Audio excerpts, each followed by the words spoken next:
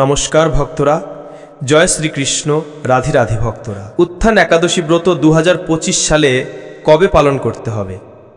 বছরের একটি শ্রেষ্ঠ একাদশী এই উত্থান একাদশী ব্রত, যেদিনে ভগবান শ্রীবিষ্ণুদের যোগনিদ্রা থেকে উত্থিত হয়। এজন্য এই একাদশী ব্রতকে উত্থান একাদশী ব্রত বলা হয়। তাই এই শ্রেষ্ঠ ব্রত কবে পালন করতে হবে? 1 নভেম্বর শনিবার নাকি 2 নভেম্বর রবিবার? এবং এই একাদশী ব্রতের দিনে কি কি খাবার খাওয়া যাবে, কি খাওয়া উচিত নয়? শাস্ত্রে এই উত্থান একাদশী ব্রতের বিশেষ মাহাত্ম্য কথা বর্ণনা করা হয়েছে এবং এর পালনের সময় কখন, সকল কিছু আজকের এই পর্বে আমরা জানার চেষ্টা করব। তাই সকলকে স্বাগতম জানাচ্ছি আমাদের এই পরম সত্য চ্যানেলে। আশা করছি আজকের এই তথ্যগুলো আপনাকে অবশ্যই সমৃদ্ধ করবে এবং ভালো লেগে থাকলে একটি লাইক করে কমেন্টে জয় শ্রী রাধা মাধবের জয় একবার হলেও লিখে যাওয়ার অনুরোধ জানাচ্ছি। একাদশী ব্রত আমরা তো এমনিতেও জানি, প্রত্যেকটা একাদশী ব্রত ভগবানের সবথেকে প্রিয় দিন। একাদশীর মতো এত পুণ্যময় দিন ভগবানের আর কোথাও নেই। এজন্য একাদশীকে হরিবাসর বলা হয়। বিশেষ করে এই যে ছট পুজো চলতেছে, এরকম করে অনেক প্রকার পুজো থাকে, অনেক প্রকার ব্রত রয়েছে। যেমন এই দামোদর মাসে বা কার্তিক মাসে দামোদর ব্রত হয়, কাত্যায়নী ব্রত রয়েছে, ভীষ্মপঞ্চক ব্রত রয়েছে। এরকম করে যত প্রকার ব্রত পাওয়া যায় সনাতন শাস্ত্রে, সব থেকে শ্রেষ্ঠ ব্রত একাদশী ব্রত। এর উপরে কোনো শ্রেষ্ঠ দিন নেই। আর একাদশীর দিনে যদি কোনো ভক্ত ভক্তি শ্রদ্ধাভরে ব্রত করে ভগবানের পূজার্চনা করতে পারে, এর ফলে তার সমস্ত দুর্ভাগ্য দূরীভূত হয়ে সৌভাগ্যের উদয় হয়ে থাকে। আরও হচ্ছে এই বর্তমানে চলতেছে দামোদর মাস বা কার্তিক মাস। আমরা তো জানি কার্তিক মাসটি মহাপুণ্যের মাস। একটুকু ধর্মকাজে বিশেষ পুণ্যফল লাভ করা যায় কার্তিক মাসে। এজন্য কার্তিক মাসের উপরে আর কোনো শ্রেষ্ঠ মাস নেই, সব থেকে শ্রেষ্ঠ মাস। তাই এই মাসে একটি মাত্র একাদশী ব্রত পালন করলে কোটি গুণ বেশি পুণ্যফল লাভ করা যায়। সেই কার্তিক মাসের একাদশী ব্রত, সে প্রথম একাদশী গিয়েছে, এরপরে উত্থান একাদশী ব্রত। প্রত্যেকেরই এই ব্রতটি, যারা আপনারা ব্রত করবেন কিংবা না করবেন, সকলেরই উচিত ভক্তি শ্রদ্ধা ভরে এই একাদশী ব্রত পালন করা। এর ফলে ব্যক্তির সমস্ত পাপ থেকে তো মুক্ত হবে, সেই সঙ্গে বলা হয়েছে যারা এই একাদশী ব্রত পালন করবে, বছরে 24টা একাদশী ব্রতের মধ্যে কেন এই পবিত্র উত্থান একাদশী ব্রতকে শ্রেষ্ঠ বলা হয়েছে? কেননা যারা এই ব্রতটি পালন করবে, সহস্র অশ্বমেধ যজ্ঞের ফল তারা প্রাপ্ত করবে।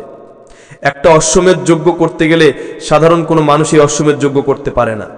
একমাত্র কোনো রাজা হতে, মানে রাজা হলে সে ব্যক্তি এই অশ্বমেধ যজ্ঞ করতে পারবে। আবার রাজা হলে হবে না, সে চক্রবর্তী সম্রাট হতে হবে। মানে সারা পৃথিবীর সমস্ত রাজারা তাকে মানতে হবে। যদি সবাই তাকে রাজা বলে, চক্রবর্তী সম্রাট বলে, মানে তবেই সে ব্যক্তি রাজা হতে পারবে। যদি কোনো রাজা না মানে, তার সঙ্গে যুদ্ধ করে তাকে পরাজিত করতে হবে। এভাবে করে সেই মানে অশ্বমেধ যজ্ঞ করতে হয়। আবার সেখানে যজ্ঞের নাম বললেই তো হয় না অশ্বমেধ, সেখানে সেরকম ঋষি লাগবে, ব্রাহ্মণ যারা বৈদিক মন্ত্র উচ্চারণ করবে, সেই ঋত্বিক লাগে। এত সহজ নয় অশ্বমেধ যজ্ঞ।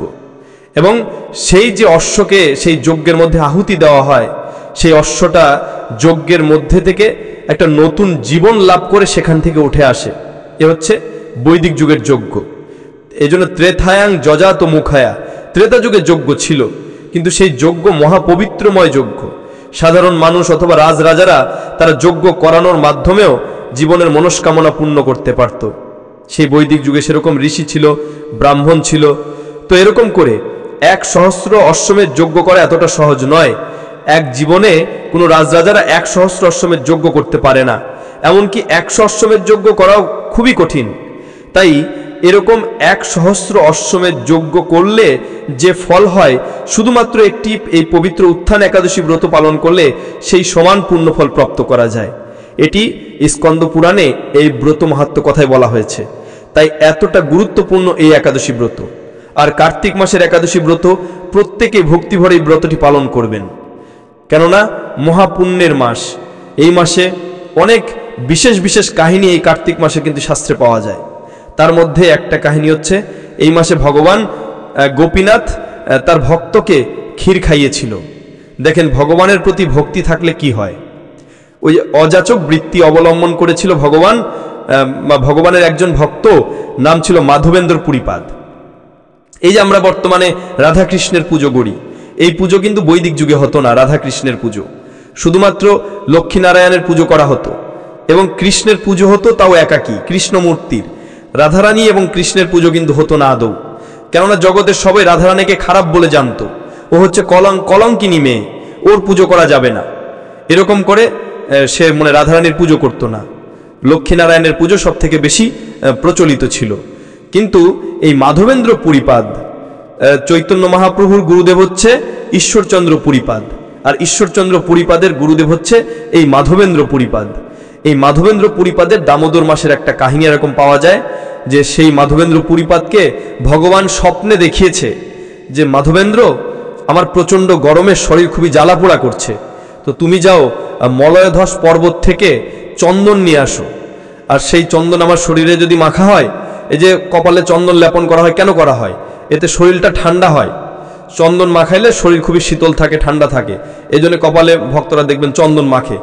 এটা ভালো, শুভ কপালে চন্দন ধারণ করা, এবং সায়েন্টিফিকভাবেও এতে মস্তিষ্ক ঠান্ডা থাকে।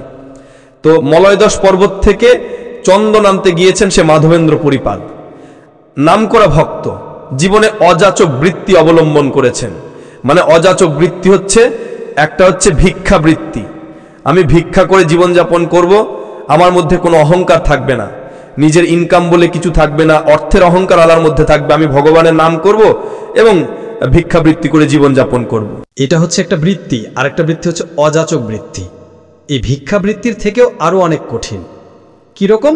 অযাচিত, যে কারো কাছে কিছু চাইবে না, যদি কেউ অযাচিতভাবে কিছু দিয়ে যায় তাই খেয়ে সে ব্যক্তি জীবন ধারণ করবে এবং সারাক্ষণ ভগবানের নাম জপ করবে, সেবা করবে, যদি কেউ কিছু দেয় তা খাবে, না দিলে নাই। কিন্তু এইরকম করে অনেক সময় 7 দিন 8 দিন পর্যন্ত পেরিয়ে যায়, মাধবেন্দ্র পুরীপাদের খাবার জুটে না। কিন্তু এই মাধবেন্দ্র পুরীপাদ এত মহাসাধক, তিনি ওভাবে বসে নাম জপ করত। বৃন্দাবনের কোনো একটা স্থানে বসে একদিন ভগবান, সেই একটা বিশাল কাহিনী, ভক্ত কথা বলতে গেলে মূলত বলার উদ্দেশ্য হচ্ছে এই মাধবেন্দ্র পুরীপাদে মলয়ধস পর্বত থেকে চন্দন আনতে গিয়েছেন। যাবার সময়ে যাত্রাপথে ভগবানের একটা বিগ্রহ, গোপীনাথের বিগ্রহ, ওই বিগ্রহে, ওই মন্দিরে ভগবান গোপীনাথের ভোগ হতো দুপুরবেলা। ওই ভোগের সুন্দর ছোট্ট ছোট ক্ষীর ছিল। এই মাধবেন্দ্র পুরীপাদ কোনোদিন কোনো খাবারের প্রতি লোভ দেয়নি, কিন্তু ভগবানের ওই সুন্দর ক্ষীর প্রসাদ দেখে মনে মনে চিন্তা করল যে ভগবান, এত সুন্দর তোমার ক্ষীর ভোগ, আমি যদি একটুকু খেতে পারতাম ভালো লাগতো আর কি। তো ভগবান, এই মাধবেন্দ্র পুরীপাদের মনে আবার এই চিন্তা আসলো, আমি হচ্ছে অযাচক বৃত্তি অবলম্বন করেছি, আমি ভগবানের খাবারের দিকে লোভ দিচ্ছি, এটা তো একটা অপরাধ। তাই মাধবেন্দ্র পুরীপাদ সেখান থেকে আর থাকবো না, থাকলেই ভগবানের প্রসাদের প্রতি আমার লোভ জাগবে। কোনো কিছুর লোভ ভালো, ভগবানের প্রসাদের প্রতি লোভ এটা ভালো, কিন্তু এখানে আমার থাকা উচিত নয়, আমি হচ্ছে অযাচক বৃত্তিধারী। তাই মাধবেন্দ্র পুরীপাদ সেখান থেকে চলে আসছেন। কিন্তু ভগবান ভক্তের দেখেন, এই হচ্ছে কথাটা আসছে এখান থেকে। এই কার্তিক মাসের বিশেষ মাহাত্ম্য কথায় এই মাধবেন্দ্র পুরীপাদকে কৃপা করেছিল। ভগবানের প্রতি যদি সেই রকম ভক্তি থাকে, ডাকার মতো ডাকা যায়, ভগবান নিজে তার ভক্তির জন্য খাবার রেখে দেয়। তো ভগবান কি করেছে? পূজারী তো ভোগ দিয়ে চলে যাচ্ছে সবকিছু নিয়ে, ভগবান ওই মাধবেন্দ্র পুরীপাদের জন্য ছোট্ট একটা ক্ষীরের পাত্র নিজের আঁচলের তলায় লুকিয়ে রেখেছে। পূজারী আর দেখতে পায়নি। ওই দিন রাত্রিকালে পূজারীকে স্বপ্নে দেখিয়েছে যে পূজারী, আমার একজন ভক্ত অমুক স্থানে রয়েছে, ওই ভক্তটা খুবই ভালো, তুমি তার জন্য আমি একটুকু ক্ষীর রেখেছি, তুমি তাকে ডেকে এনে সেই ক্ষীরটুকু দিয়ে দাও। সেই ভক্ত তো পাগলের মতো করছে স্বপ্নে দেখে, আরে জীবনে এতদিন গোপীনাথের সেবা করলাম, আমি কোনোদিন কৃপা পেলাম না, আর কোথা থেকে এক ভক্ত আসলো, ভগবান তার জন্য নিজে ক্ষীর রেখে দিয়েছে, আমি যদি তার চরণ ধুলি নিতে পারতাম, আমার জীবনও ধন্য হয়ে যেত। তো সেই ব্যক্তি তখন, সেই শাস্ত্রে চৈতন্য চরিতামৃতের ভাষায় কত সুন্দর করে বলা হয়েছে, সেই ভক্ত ডাকতে লাগলো, কোথায় মাধবেন্দ্র পুরী, কোথায় মাধবেন্দ্র পুরী, তোমার জন্য গোপীনাথ ক্ষীর করিল চুরি। তো এই মূলত এইরকম করে এই দামোদর মাসে অনেক অনেক কাহিনী আপনারা পাবেন, যদি শাস্ত্র গ্রন্থ পড়া হয় বা দামোদর মাসের বিশেষ মাহাত্ম্য কথায় এই কাহিনীগুলো পাওয়া যায়। কিন্তু তোমরা সেই মাধবেন্দ্র পুরীপাদকেই দামোদর মাসেই কৃপা করেছেন।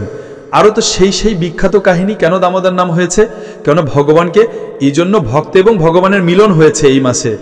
মা যশোদা দড়ি দিয়ে তার ছেলেকে বন্ধন করেছিল কৃষ্ণকে, এই জন্য নাম হয়েছে দাম দড়ি, উদর পেট। এবং ভগবান নিজে ঘোষণা করেছেন, এই দামোদর মাসে যদি কেউ একটা প্রদীপও প্রজ্বলন করে বা একটুকু ধর্ম কাজ করে, সে তার পিতৃপুরুষ সহ স্বর্গে বৈকুণ্ঠে গমন করবে। এই জন্য আপনারা এই মাসে অন্ততপক্ষে প্রদীপ প্রজ্বলন করবেন। বিশেষ করে এই মহাপুণ্যের মাসে এই যে একাদশী ব্রত, উত্থান একাদশী ব্রত, যারা যারা আপনারা এই ভিডিওটি দেখতেছেন অবশ্যই চেষ্টা করবেন ব্রত পালন করতে। কষ্ট হবে ব্রত করতে, ভগবানকে পেতে গেলে সাধনা করতে হবে না, কষ্ট হবে একটুকু, প্রত্যেকেই করবেন, এটা বিশেষ অনুরোধ। যারা একবারে একাদশী ব্রত না করলেও আপনার এক কষ্ট হয়ে যাচ্ছে, ফলমূল খেয়ে ব্রত করেন। কি কি খাওয়া যাবে একাদশীর ব্রতের দিনে? প্রথমত হচ্ছে যারা পারবেন তারা নির্জলা ব্রত করবেন। আমরা বর্তমানে হচ্ছে কি কলির যুগ, মানে কলিযুগে আমরা না খেয়ে ব্রত করতে পারি না, কিন্তু আমরা আছে অনেক সময় যারা পারি ব্রত করতে, তারা পর্যন্ত পেট ভরে খাবার খাই। একাদশী মানে এই দিনে উপবাস করতে হয়, উপবাস করে ভগবানের সেবা করে কাটাতে হয়। এখন আমি একাদশীও করলাম, পেট ভরে খাবার খেলাম, হ্যাঁ এতে ব্রত হয়, কিন্তু ব্রতের পূর্ণ ফল প্রাপ্ত হয় না। এই জন্য যারা একাদশী ব্রতের পূর্ণ ফল প্রাপ্ত করতে চান তাদের নির্জলা ব্রত করা সর্বোত্তম। তবে হরিভক্তি বিলাসে বিধান আছে, যারা হচ্ছে নির্জলা ব্রত করতে পারবে না তারা আপনারা ফল, জল, ঔষধ, ব্রাহ্মণ গুরু বাক্য এসব কিছু গ্রহণ করতে পারবেন ভক্তি ভরে। ভগবানকে ভোগ নিবেদন করে সেই প্রসাদ ফল, প্রসাদ জল, ঔষধ এবং গুরু বাক্য আপনি গ্রহণ করতে পারবেন। 8 থেকে 80 বছর পর্যন্ত প্রত্যেকে একাদশী ব্রত একান্ত ভক্তি ভরে পালন করা উচিত। তো আপনারা এইভাবে করে গ্রহণ করবেন। তবে যদি ফল খেয়েও হচ্ছে না, সেক্ষেত্রে আপনারা এর পরবর্তী মানে অনুকূল পরিবেশ যদি না থাকে, তাহলে আপনারা বিকল্প পদ্ধতি হচ্ছে সবজি রান্না করে খেতে পারেন। তবে যারা ফল খেয়ে পারবেন এর নিচে আসা উচিত নয়। তবে কষ্ট হয়ে গেলে অথবা যারা ঔষধ গ্রহণ করবে, সেবন করতে হবে, তারা আপনারা সবজি রান্না করে খেতে পারেন। যেমন কাঠবাদাম, কাজু বাদাম, মিষ্টি কুমড়া, মিষ্টি আলু, পেঁপে, কাঁচকলা, এই সমস্ত সবজি আপনারা সূর্যমুখী তেল অথবা ঘি দিয়ে রান্না করবেন।